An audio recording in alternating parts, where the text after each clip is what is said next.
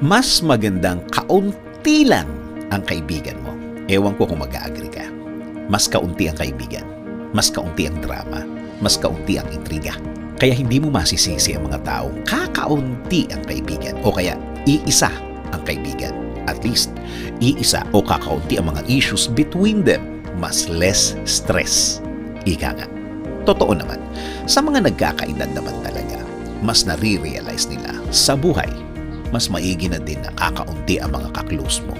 Yung mga taong kilala mo na, yung matagal mo na kasama at marami-rami na rin mga pangyayari ang nangyari na napatunayan mo na mga totoong tao sila, mga totoong tao na masaya kapag meron kang achievements. Hindi yung may mga kaibigan kang parang naiinggit pa kapag may narating ka, nag-level up ang buhay mo. Ito yung mga tao kapag kailangan mo, kahit hindi ka na magpaliwanag, tutulungan at tutulungan ka nila kapag nangangailangan ka. Tsaka na ang paliwanagan kapag natapos na ang problema mo. Kailangan malampasan muna ang mahirap at matinding problema mo. Mga taong hindi mo kailangan makita everyday, na kapag nagkita o nagkita-kita, tuloy lang ang daldalan. Tuloy lang ang pag-usapan ng buhay ng may buhay. At syempre, may judgment, of course. Yun yata ang nagpapakiliti ng buhay at kwentuhan ninyong magkaibigan at magkakaibigan. May bonding na kayo lang ang nakakaintindi. At kahit kailan, hindi magigets ng mga tao nakakakita sa inyo.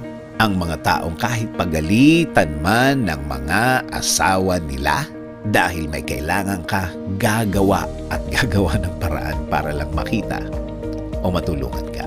Sila yung mga tao din na kapag may awayan kayo, kahit matindi pa o kahit may tampuhan, kapag nabalitaan na may problema ka, tutulong, nahahanap ng solusyon para lang makagaan sa pinagdadaanan mo.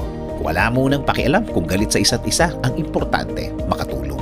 Kasi naman, ganun din naman ang gagawin nila kapag sila naman ang nalagay sa alanganin na sitwasyon o sila naman ang may matinding problema.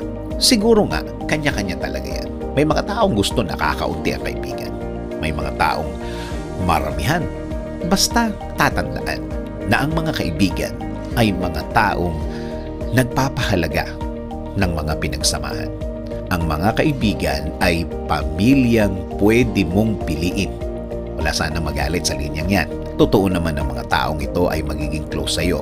Sing close o mas closer pa sa pamilya. Pero ang mga taong ito ay pwede mong piliin. Pwede mong alisin ang ayaw mo.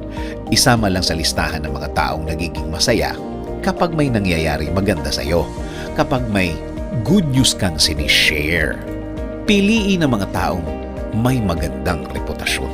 Yung alam mong magbibigay ng tamang guidance sa bawat part ng buhay. Kaya ipagdasal sa Diyos palagi na tamang tao lang ang ilagay sa buhay mo. Mga taong mas maglalapit sa iyo sa Kanya.